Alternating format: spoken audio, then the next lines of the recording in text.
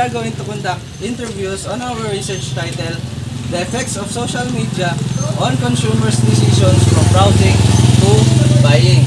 Together with my companion, Miss Mona Asma. Darwin Kitabaya. Hamsar Abdullah, and me, Christian Carl Smith. So, let's go! So, bago tayo magsimula, maaari ko bang malalaman ang iyong pangalan? My name is Sherlyn Dandana from Ipad 1. So, narito ang mga katanungan. Maaari mo bang sabihin sa akin kung paano ka tinutulungan ng social media na tumuklas ng mga bagong produkto? So social media help me access the new product. Ang uban, makita na ko dito kung tinuod ba to siya nga product or yalabol ba to? Available. Oo nga product or dili siya sa mga Sa fake. dili siya fake. Then makita nimo dito epektibo ba to siya nga product. So, pangalawa naman ay, ano ang kadalasang nagbibigay sa iyo ng interest sa pagbili ng isang bagay na nakikita mo sa social media?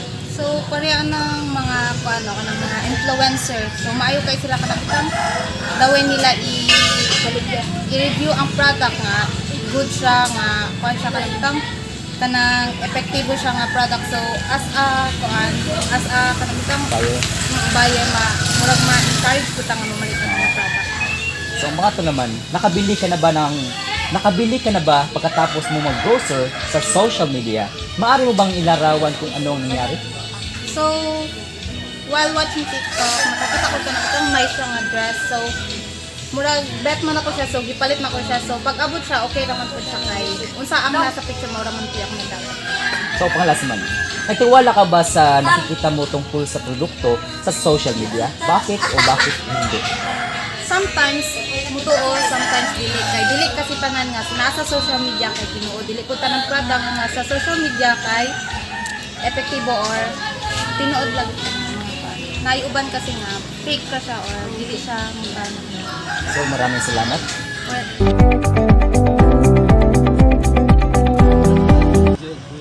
Bago tayo magsimula, maaari ko bang malaman ang iyong pangalan?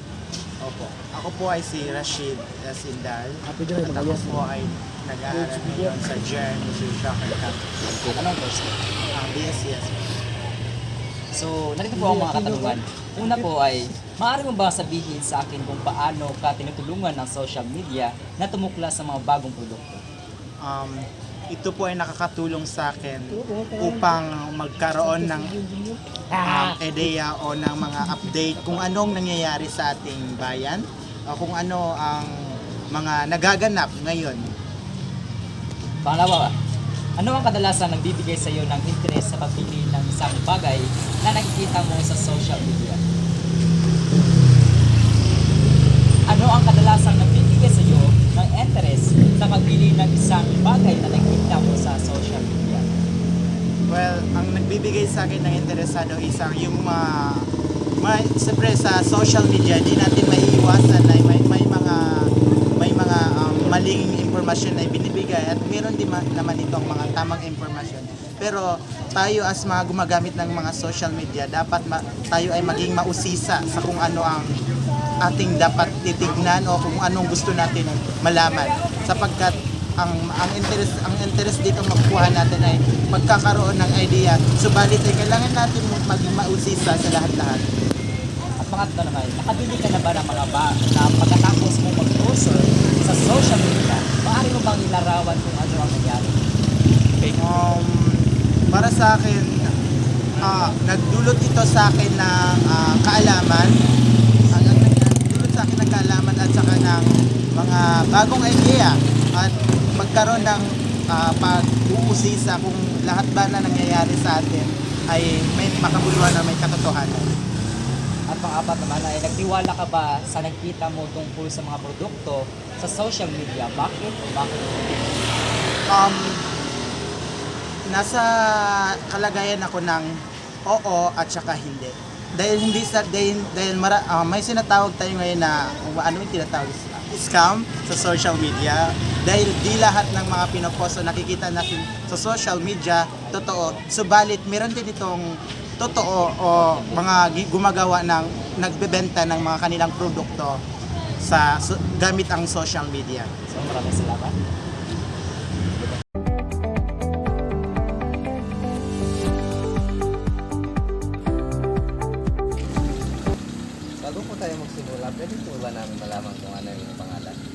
So my name is Jan Clark Giovanico.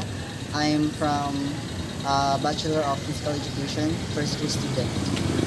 Meron lang po kami konting katanungan para sa aming research na ang title ay The Effects of Social Media on Millennials Consumer Decisions for Browsing Buying.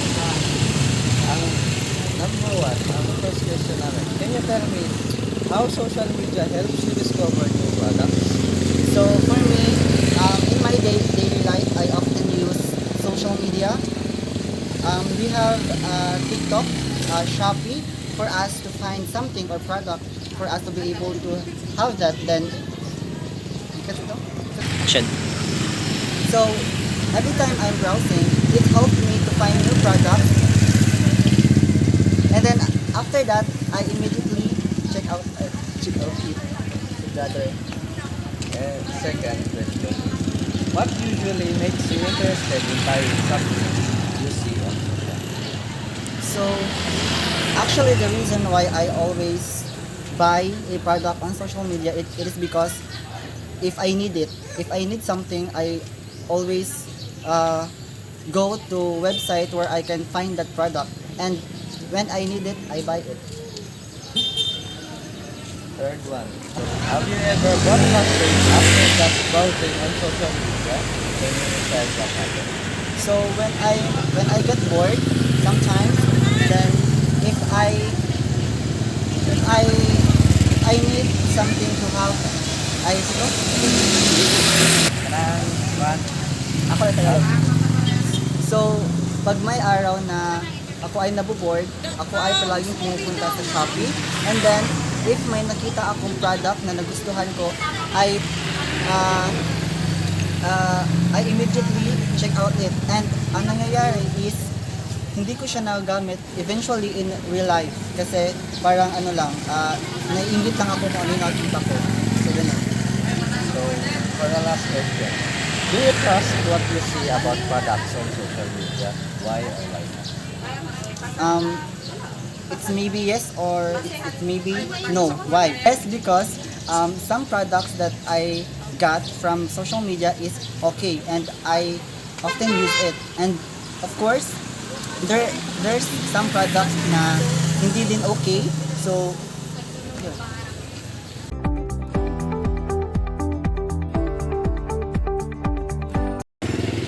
Bago po tayo magsimula, maaari ko po bang malaman ang iyong pangalan na? Ako si Career Agency. So, meron po kami dito konting katanungan sa inyo.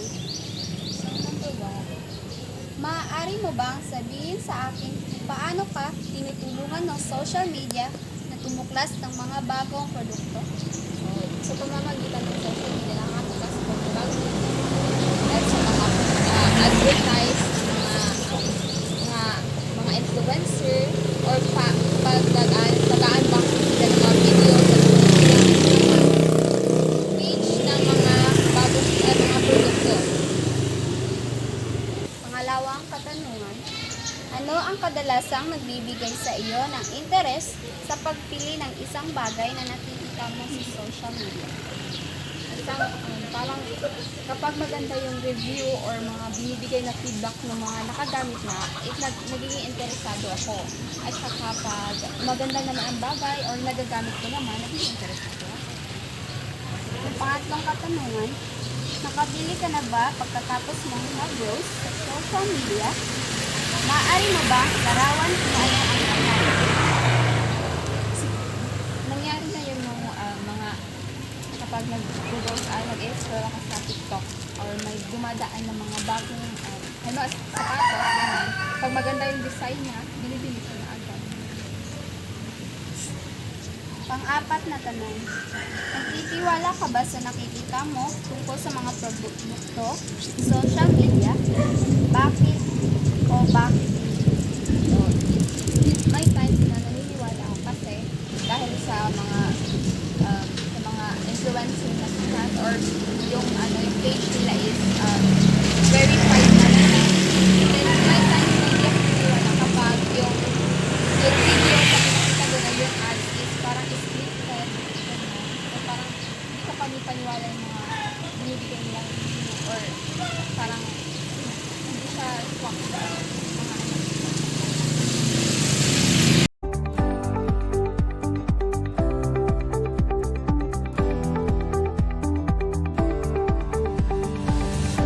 lahat, ma'am, maaaring mo sabihin mo ito.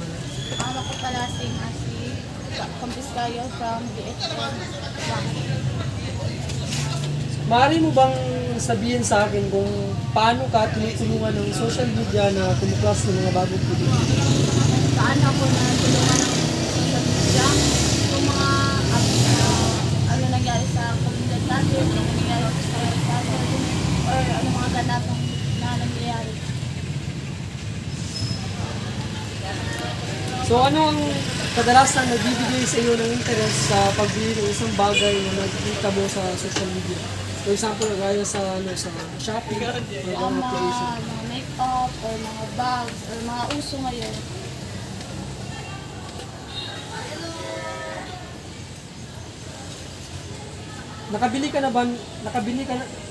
Ka na ba pagkatapos mong mag-browse sa social media? Maaari mo bang ilarawan kung ano ang nangyari? Nakabili ka na ba pagkatapos mong mag-browse sa social media? Maaari mo bang ilarawan kung ano ang nangyari? Nangyari. Sample, nakabili ako sa Rose ng bagong uso na bag. Pero sa katagalan, sa katagalan ng paggagamit, nuruma bigla kasi fake pala. Hindi pala original yung na-order ko, fake pala. Ano peke? Peke. Natitiwala ka ba sa nakikita mo tungkol sa mga produkto sa social media? Bakit o bakit hindi? Hindi ako naniwala sa mga produkto sa social media kasi iba peke, ang iba totoo. Kasi minsan kasi na-scam tayo kung palagi tayo nag-order tayo sa mga online or sa mga social media.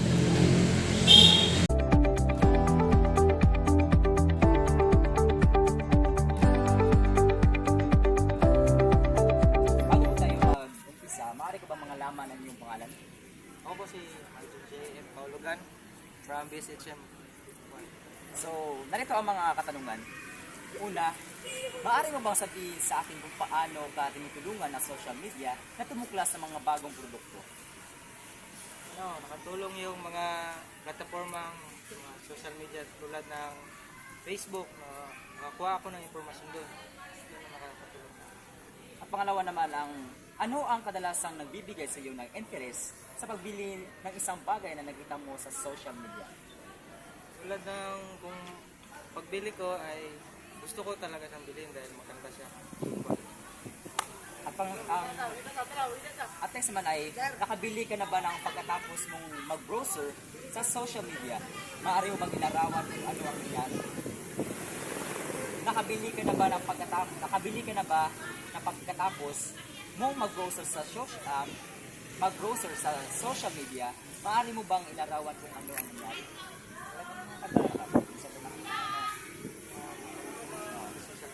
Nakabili sa mga social media.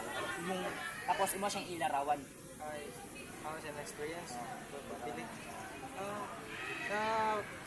Sa akin, okay lang naman. Kasi, kadalasan, ayos naman yung produkto pagdating sa akin. Tulad na pagbili ko sa TikTok, ganun.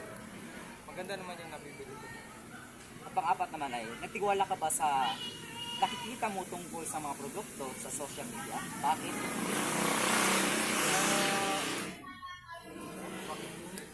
Nagtiwala ka ba sa nakita mo tungkol sa mga produkto sa social media? Bakit o bakit hindi? Pero natiwala naman ako dahil goods naman ang iyong kailangan item. At maraming salamat. Maraming salamat.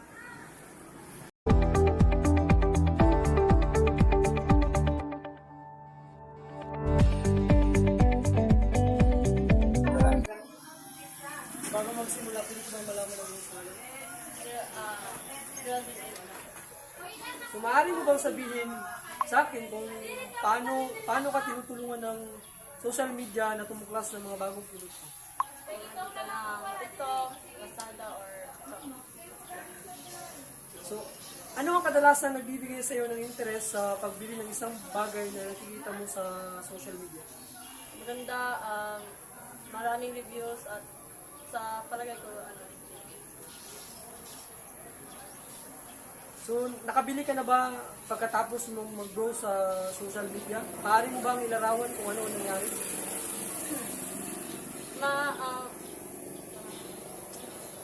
minsan iba yung dumarating, iba yung order ko at iba yung in-order ko tapos iba din yung dumating. Parang na-scam. So, nagtitiwala ka ba sa nakikita mo tungkol sa mga produkto sa social media? Oo naman. Kasi lahat naman, hindi naman lahat, pero halos sa nabili ko is legit naman.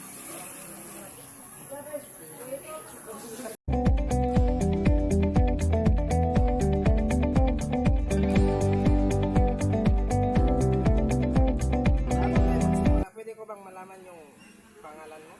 Ako din si Jimercy Ictus from Beach XMAS XM1. Maaari mo bang sabihin sa akin kung paano ka tinutulungan ng social media na tumuklas ng mga bagong produkto? Nakatabang siya pag sa TikTok, example, negosyo mga product dito, yung na-attract ko ba?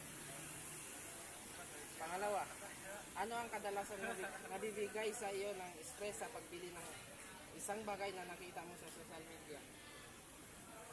Stress, kung ka maglibog ka kung sa imong kiliwan, kasi gagkan ko, kaya kita. Pangatlo, nakabili ka naman ng pagkatapos mong mag-browse sa social media, maaari mong ilarawan mo kung ano ang nangyari? Oo, kanang palit din kay sa po kang outfit daw. Kung makakontak, gusto mo din mo buy na din. Pag tumatrak lang. Pangapat, nagtitiwala ka ba sa nakita mo tungkol sa mga produkto sa social media? Bakit o bakit hindi? Dili. Usay dagag fake kay wrong